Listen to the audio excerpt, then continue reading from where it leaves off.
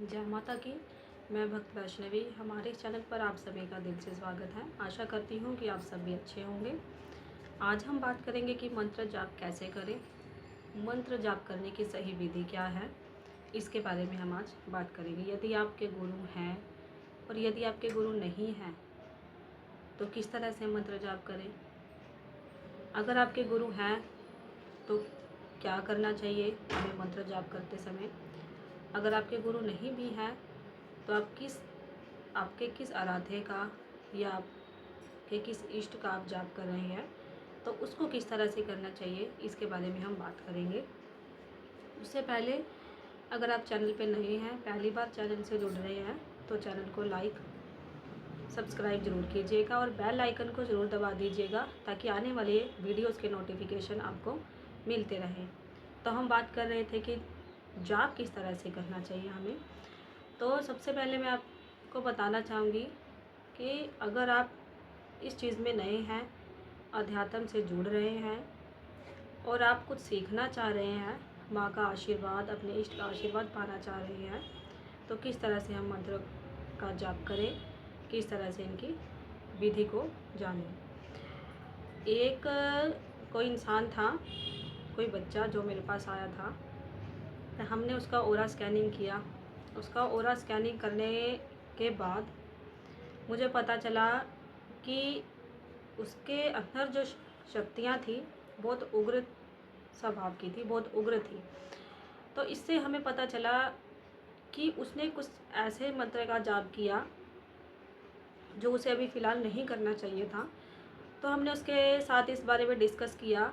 तो उस व्यक्ति ने बताया कि उसने किसी शाबर मंत्र का प्रयोग किया है और साधना की है शाबर मंत्र की, जिसकी वजह से उसका जब हमने ऑरा स्कैनिंग किया तो बहुत उग्र उसके अंदर शक्तियाँ दिखाई दे रही थी और कुछ साथ में कुछ नेगेटिविटी भी थी। इसलिए हम आपसे यही कहेंगे कि बिना गुरु के आप शाबर मंत्र ना करें। अगर आपके गुरु हैं भी तो आप नए हैं, अध्यात्म से जुड़ रहे हैं, तो सबसे पहले आप माँ के बीज मंत्रों से, माँ के जाप से साधना को, भक्ति को शुरू कर सकते हैं। ठीक है। तो मंत्र जाप करने का सही तरीका यही होता है कि आप शाबर मंत्रों को इतनी जल्दी ना करें। अगर आपके गुरु हैं तो जो उन्होंने बताया है आपको, जो भी विधि सिखाई है, उस विधि के अनुसार आप मंत्रों का उच्चारण सही से करें, आप जाप करें और माला जो भी आपको बताई गई है उसे नियम प्रतिदिन करें। और उसके साथ साथ अगर आपको शाबर मंत्र आप करना चाह रहे हैं तो शाबर मंत्र करने से पहले आप माँ का कोई एक बीज मंत्र का जाप ज़रूर करें। अगर आपके इष्ट दुर्गा माँ हैं तो आप ओम दुम दुर्गाय नमः का जाप कर सकते हैं। अगर आपकी इष्ट माँ काली हैं तो ओम क्रीम कालिकाय नमः का भी जाप कर सकते हैं। अगर आप शिव भक्त हैं तो ओम नमः शिवाय भी का जाप कर सकते हैं। और यदि आप कृष्ण भक्त हैं तो आप उनका भी एक छोटा सा मंत्र जाप कर सकते हैं, ध्यान जाप कर सकते हैं। ऐसा नहीं है कि अगर आप जाप कर रहे हैं नॉर्मल या अगर आप ध्यान कर रहे हैं तो उससे आपको कोई शक्ति प्राप्त नहीं होती। हमने कई ऐसे भी व्यक्ति हैं जिनका ऑरा स्कैनिंग किया है जिसमें ये पाया गया है कि सिर्फ नॉर्मल जाप वगैरह करने से, नॉर्मल जाप करने से, ध्यान करने से कितनी शक्ति हम अपने अंदर समेट सकते हैं। उनका जो ऑरा देखा गया इतना क्लीन, इतना पॉजिटिव पाया गया। तो ऐसा ज़रूरी नहीं है कि आप सिर्फ शाबर मंत्र करने से, ये कुछ ऐसी साधनाएँ करने से ही आप आगे बढ़ सकते हैं। तो आप शुरू से अगर आप शुरुआत कर रहे हैं तो आप जाप कीजिए, मंत्र उच्चारण सही से कीजिए। छोटे जो हमारे मंत्र हैं उनसे आप शुरू कीजिए। जैसे हम अपने इष्ट का कोई जाप कर रहे हैं या आप माँ काली के भक्त हैं या आप बाबा भोले जी के भक्त हैं तो उनके जाप ध्यान से आप शुरुआत कर सकते हैं। तो हम बात करेंगे अगर आपके गुरु नहीं हैं तो आप शाबर मंत्र ना करें, जो मैंने आपको पहले भी बताया। और वैदिक मंत्र जो होते हैं उनसे भी अभी आप ना जुड़े, क्योंकि शाबर मंत्र और जो वैदिक मंत्र होते हैं वो बहुत ही उग्र शक्तियों से होते हैं। बहुत उग्र होती है उनके साधनाएँ, तो इनसे अभी आप दूर रहिए। आप नॉर्मल मंत्र से, नॉर्मल भक्ति से, जाप से, ध्यान से भी अपने साधना को शुरू कर सकते हैं।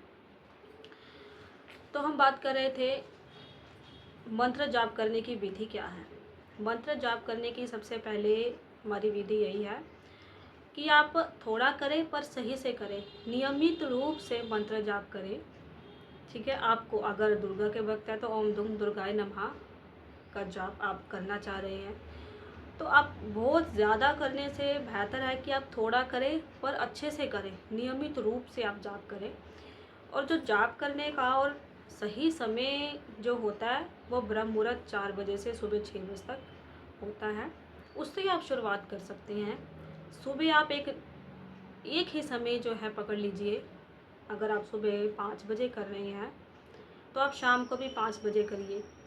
अगर आप सुबह 6 बजे कर रहे हैं तो शाम को भी 6 बजे करिए।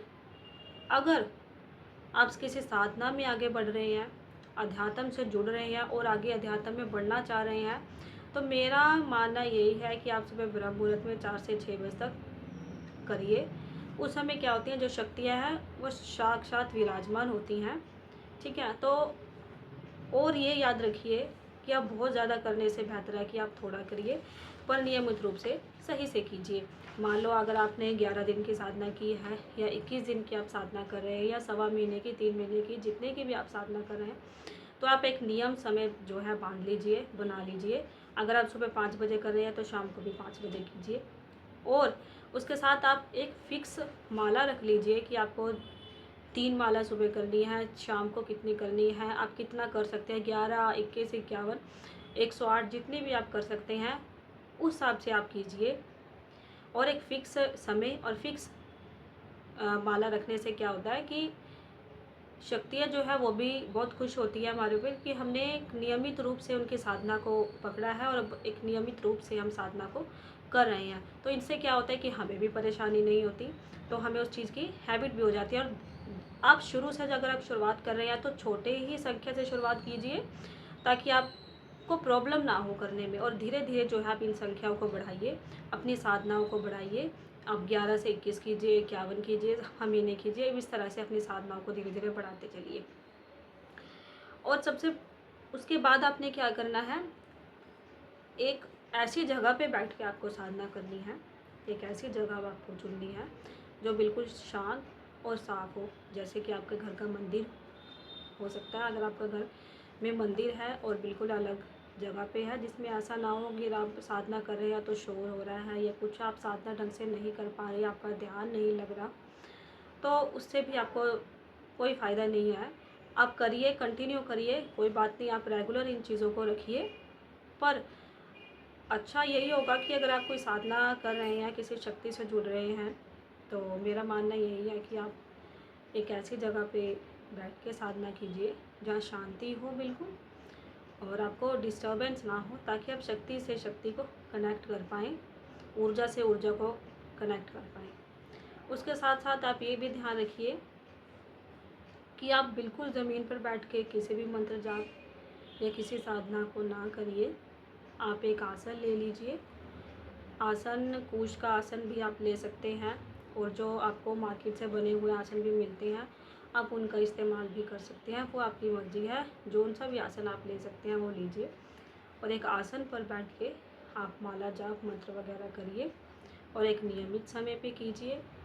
और अगर आप अध्यात्म से नए हैं, जुड़ रहे हैं, तो अगर आप साधना शुरू करना चाह रहे हैं या कर रहे हैं, भक्ति करना चाह रहे हैं या कर रहे हैं, तो अगर आप शुरू करते हैं तो सबसे पहले आप संकल्प ज़रूर ले लीजिए।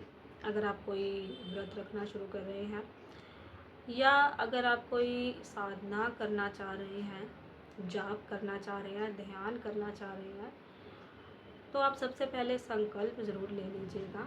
संकल्प का कैसे होता है, कैसे लिया जाता है संकल्प? सबसे पहले आपको अपना आसन बिछाना है, आसन के ऊपर बैठना है। आसन पर बैठने के बाद आपको अपने हाथ में जल ले लेना है थोड़ा सा। हाथ में जल लेने के बाद आपको मन ही मन में अपना नाम बोलना है, अपने माता पिता का नाम बोलना है, आप कहाँ रहते हैं उसका नाम बोलना है, और आपको माँ से ये सब कुछ बताना है या जिस इष्ट की आप साधना कर रहे हैं उनको ये सब बताने के बाद और अपनी साधना जो भी आप कर रहे हैं कि मैं इतने दिन की साधना कर रहा हूँ या मैं इतने दिन की साधना कर रही हूँ, ये मेरा नाम है, पता है, ये सब बोलने के बाद माँ से कहिए, अपने इष्ट से कहिए कि मेरी साधना को पूर्ण कीजिएगा, मेरे जाप को पूर्ण कीजिएगा, या मेरी जो भी इच्छा है उसको पूर्ण कीजिएगा। ऐसा बोल करके आप जल को गद्दे पर छोड़ सकते हैं और फिर हाथ जोड़कर माँ से क्षमा मांगिएगा, अपने इष्ट से क्षमा मांगिएगा, कोई गलती हो तो मुझे माफ़ करना, ये कह कर के आप संकल्प को लीजिए। संकल्प लेने के बाद आप अपनी साधना को शुरू कीजिए। अब अपने जाप को, मंत्र को शुरू कर सकते हैं। और एक बात आप ज़रूर ध्यान में रखिएगा कि माला जो आप कर रहे हैं वो नियमित रूप से कीजिएगा। अगर आपने बीच में वो माला किस दिन, 1 दिन 2 दिन छोड़ दी तो वो आपकी साधना नहीं मानी जाएगी, आपको फिर नए से साधना शुरू करनी पड़ेगी। आपको कंटिन्यू ही ये चीज़, अगर आप साधना कर रहे हैं, अगर आपने मानी है संकल्प लेकर, तो आपको वो उतना ही दिन कंप्लीट करनी ही पड़ेगी। और इसके साथ साथ आप ये भी मत कीजिएगा कि आप ये सोचें कि मैं बैठा हूँ तो मैं फटाफट उसको ख़त्म करने की करूँ। ऐसा नहीं करना। बहुत स्पीड से मंत्र का उच्चारण नहीं करना, बहुत ही ज़्यादा जो आपको भी समझ ना आए और ये आपके मुख से कुछ ऐसे शब्द जो है गलत निकल जाएं, या बहुत धीमे धीमे भी उच्चारण नहीं करना। एक लय में आप मंत्रों का उच्चारण कीजिए जो धीरे और स्पष्ट हो। बहुत ज़्यादा धीरे नहीं, बहुत ज़्यादा स्पीड से भी नहीं करना, आराम से धीरे से स्पष्ट शब्दों में आप उच्चारण कीजिए मंत्र का। मंत्र का उच्चारण जो है गलत बिल्कुल मत कीजिएगा। मंत्र का उच्चारण जो है बिल्कुल साफ स्पष्ट शब्दों में कीजिएगा। और ये भी ध्यान रखिएगा कि आप जो मंत्र उच्चारण कर रहे हैं वो क्या कर रहे हैं। जो भी आप मंत्र उच्चारण कर रहे हैं ध्यान दीजिएगा, आप किस शक्ति का उच्चारण कर रहे हैं, किस मंत्र की साधना कर रहे हैं, तो उसका आप विशेष ध्यान रखिएगा। और साधना करने के दौरान जो भी आपसे शक्तियाँ कनेक्ट हो रही हैं उनका भी आप विशेष ध्यान रखिएगा कि साधना के दौरान आपको क्या महसूस हो रहा है, ठीक है। और साधना के दौरान क्या आपको शक्तियाँ कैसे कनेक्ट हो रही हैं आपके साथ, इन चीज़ों का भी आप ध्यान रखिएगा। साधना करने के दौरान ऐसा भी होता है कि जो शक्तियाँ होती हैं, जो हमारे इष्ट होती हैं, वो हमारी पूरी परीक्षा लेते हैं। जब हम किसी साधना में बैठते हैं तो हमारा पूरा ही ध्यान जो है उनकी तरफ होना चाहिए। वो हमारी पूरी परीक्षा लेंगे। अगर आप ये सोचते हैं कि आपने 2 दिन हो गए, 3 दिन, 4 दिन या 5 दिन हो गए, छठे दिन आपको ऐसा लग रहा है कि नहीं आज मैं नहीं कर सकता, मुझे फीवर महसूस हो रहा है, या फिर मुझे ऐसे कुछ हो रहा है कि मैं नहीं बैठ पाऊँगा, नहीं कर पाऊँगा, तो ऐसा बिल्कुल मत कीजिएगा। अपनी साधना को पूर्णतः पूर्ण कीजिए। अगर आपको कभी ऐसा महसूस होता है कि नहीं कर पाऊँगा, तो ये समझिए कि माँ आपकी परीक्षा ले रही है। आपके जो आराध्य हैं, आपके जो इष्ट हैं, वो आपकी परीक्षा ले रहे हैं। तो आपने साधना करनी, आपको कोई फीवर नहीं हुआ होगा, कुछ भी नहीं होगा। सिर्फ ये जो है हमारे जो इष्ट होते हैं जिनकी हम साधना करें, वो हमारी परीक्षा लेते हैं। इस चीज़ में भी आपको उस परीक्षा में खरा उतरना है। साधना का जितना भी आपने समय तय किया है उसको आपने पूरा करना ही करना है। और इस दौरान आपको हर तरह के आपके साथ हर तरह की चीज़ें महसूस भी होंगी। अब आप जाप करने बैठेंगे तो आपका एकदम से बहुत ज़्यादा ध्यान लग जाएगा। आपको ऐसा लगेगा कि मैं पता नहीं किस दुनिया में चला गया हूँ या चली गई हूँ। तो एक समय ऐसा भी कई बार ऐसा होता है कि हमारा ध्यान लग ही नहीं रहा। हमें ऐसा लग रहा है कि हमने अपना पाठ पूरा कर लिया, हम अपने जाप भी पूरा कर लिया, पर हमें ऐसा लगता है कि हमने किया ही नहीं, कुछ हुआ ही नहीं। ऐसा लग रहा है कि हमने जो किया था वो बस हमने ऐसे ही कर दिया, हमें नहीं लग रहा कि वो हमारा कंप्लीट हुआ या हमारा पूरा ध्यान लगा। ऐसा शुरू में ऐसा देखिए होता ही है। ध्यान लगाने में थोड़ी सी प्रॉब्लम आती है। तो धीरे धीरे जैसे जैसे आप इसको करते चले जाएंगे, आगे बढ़ते चले जाएंगे, तो धीरे धीरे ध्यान जो है वो भी आपका लगता चला जाएगा। तो इस चीज़ का विशेष ध्यान रखिएगा। अगर आपको आपके आसपास कुछ आवाज़ या कुछ खुशबू या कुछ ऐसी चीज़ महसूस होती है, अगर आप पिछले में किसी तरह की कंपन महसूस हो रही है, ठीक है, तो इस चीज़ से भी आप घबराइएगा नहीं। अपनी साधना में रहिए, अपनी साधना को कंप्लीट कीजिए। और हो सके तो शाबर मंत्र जो होते हैं वो बिना गुरु के बिल्कुल मत कीजिए। अगर आपके गुरु हैं भी, आप दीक्षित हैं, उन्होंने आपको मंत्र दिए हैं, तो उनको उसी नियम से कीजिए। अगर आपके पास गुरु मंत्र है तो उसको ज़्यादा से ज़्यादा कीजिए। और ध्यान रखिए, माला पूरी करने के बाद हाथ जोड़कर क्षमा ज़रूर मांगिए। कि माला करने के दौरान अगर आपसे कुछ गलत उच्चारण हो गया हो तो क्षमा कीजिएगा। इस तरह से अपने इष्ट को कहिए, अपने भगवान को ज़रूर कहिएगा। और ये नॉर्मल जो हमने हमारे मंत्र होते हैं, जैसे माँ काली का आपको मंत्र बताया है, ओम क्लीम कालिकाय नमः, या ओम जयंती मंगला काली भद्रकाली कपालिनी दुर्गा क्षमा शिवा धात्री स्वाहा स्वाहा नमोस्तुते, ये जो मंत्र हैं, या ओम नमः शिवाय, या ओम नमो भगवते वासुदेवाय नमः, ये जो मंत्र है इनको भी आप कीजिए। अगर आप अध्यात्म में नए हैं और जुड़ रहे हैं तो अभी आप इन्हीं मंत्रों से अपनी शुरुआत कीजिएगा। धीरे धीरे आपको ऐसी कृपा होगी, आपको गुरु भी मिल जाएंगे। और जब आपको गुरु मंत्र मिल जाएंगे तो आप गुरु मंत्र का भी निरंतर जाप कीजिएगा। उनके साथ साथ आप जो आपके इष्ट हैं इसे भी नहीं छोड़िएगा, आप गुरु मंत्र कीजिए। और जो आपके इष्ट पहले हैं, ठीक है, जो और आज भी जो आपके इष्ट हैं, जो जिनको आप मानते हैं, तो उनकी भी जाप जो है, जो आपने फर्स्ट डे से शुरू किया, वो भी साथ में रखिएगा।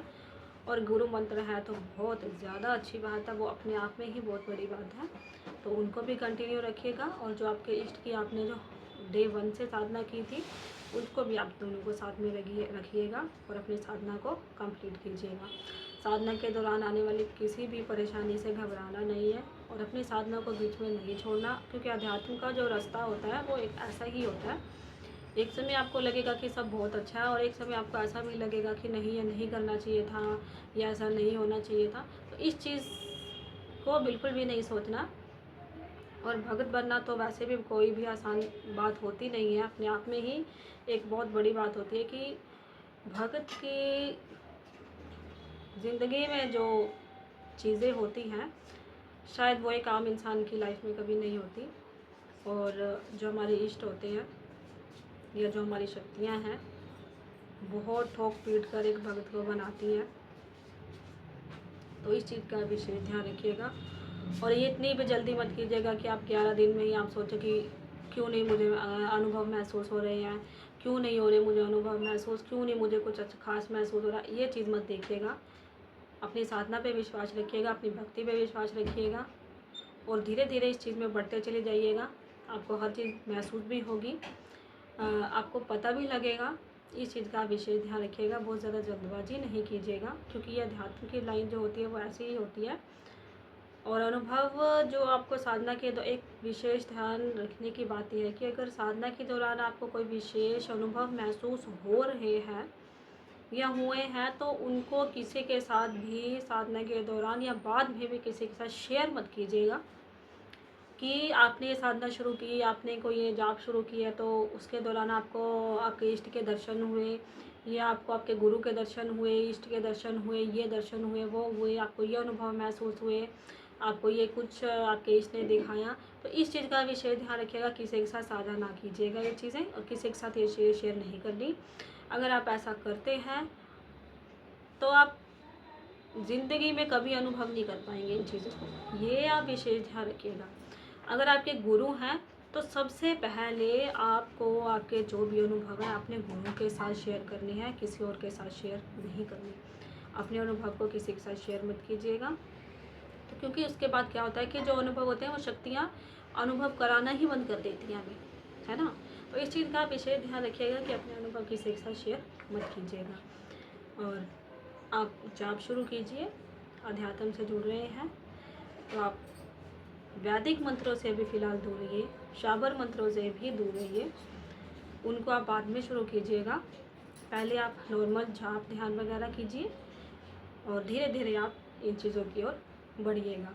ऐसा नहीं है, मैंने पहले भी वीडियो में बताया कि ऐसा नहीं है कि अगर आप बहुत शाबर मंत्र या वैदिक मंत्र की साधनाएँ कर रहे हैं तभी आपको शक्तियाँ जो है प्राप्त हो सकती हैं, वरना आपको ऐसा कुछ नहीं, आपको शक्तियाँ प्राप्त नहीं, ऐसा नहीं है।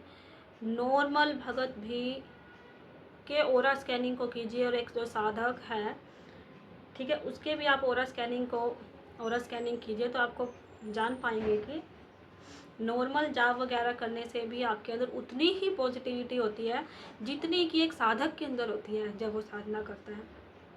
कोई एक नॉर्मल व्यक्ति राम राम राम राम जप रहा है और एक श्याम श्याम श्याम श्याम माँ काली काली काली काली जप रहा है। तो ऐसा नहीं है कि एक इंसान सदियों से माँ काली काली काली जप रहा है तो उसके अंदर कुछ पावर नहीं होगी, उसके अंदर क्या माँ की शक्तियाँ नहीं होगी, ऐसा नहीं है।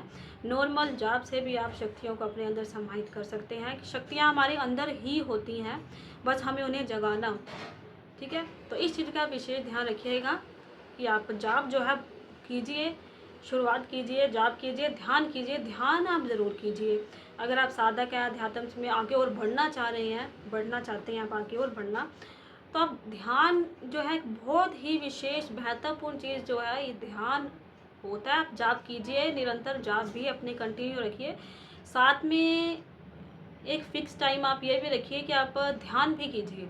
आप शुरुआत में बहुत लंबा ध्यान नहीं कर पाएंगे, दिक्कत होगी, हेडेक होगा, आइज़ पेन होने लग जाएंगी, आपकी सांस लेने में आपको दिक्कत होगी, आपकी बॉडी आपके साथ काम नहीं कर पाएगी। तो ये चीज़ें होती हैं नॉर्मल।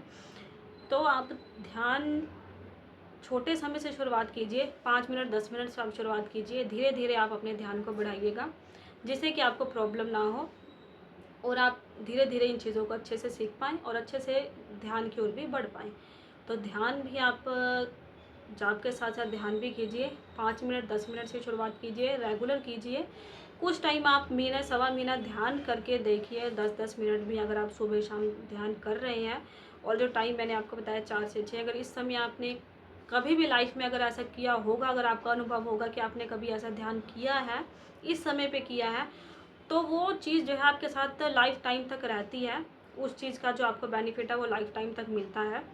तो अगर आपने ये चीज़ पहले की हुई है, तो अगर आप नए हैं तो आप एक बार मेरी बात मानिएगा और ध्यान जो है कीजिए, क्योंकि ये मेरा खुद का पर्सनल अनुभव है। जब मैं बहुत छोटी थी तो मुझे इतना नहीं पता था कि कौन सी चालीसा करनी है, क्या करना चाहिए, कौन सा मंत्र जाप करना है। मुझे कोई मंत्र जाप नहीं आता था, मुझे कोई जाप नहीं आता था। मैं सिर्फ ध्यान करती थी और बैठ जाती थी। दिया जलाया, दीपक जलाया, माँ के आगे बैठ गए, आइज़ बंद करी, ध्यान किया। तो ध्यान करते करते कुछ समय 3-4 महीने के बाद ऐसा हुआ कि ध्यान जो है बहुत ही आगे तक माँ की ने इतना आगे तक पहुँचा दिया कि मैं सोच भी नहीं सकती थी कि माँ ने मुझे कहाँ तक पहुँचाया। मुझे कोई मंत्र नहीं आता था, कुछ नहीं आता था, सिर्फ एक ध्यान था और एक नॉर्मल जाप था जिससे कि मुझे माँ की शक्ति, माँ के तत्व जो है मुझे प्राप्त हुए, माँ का आशीर्वाद जो मुझे मिला, सिर्फ इसे था। ये मेरा खुद का अनुभव है। एक बार आप ज़रूर ट्राई कीजिएगा, ध्यान ज़रूर कीजिएगा, 5-10 मिनट ध्यान करिए। उसके बाद मेरे साथ अपने अनुभव को ज़रूर शेयर कीजिएगा। आप चैनल पर नए हैं, अगर आपको वीडियो अच्छी लगी है तो चैनल को सब्सक्राइब कीजिएगा, बेल आइकन को भी दबा दीजिएगा और वीडियो को शेयर करना तो बिल्कुल मत भूलिए और लाइक भी कर दीजिएगा। जय माता की। मैं भक्त वैष्णवी, आप सबका दिल से धन्यवाद।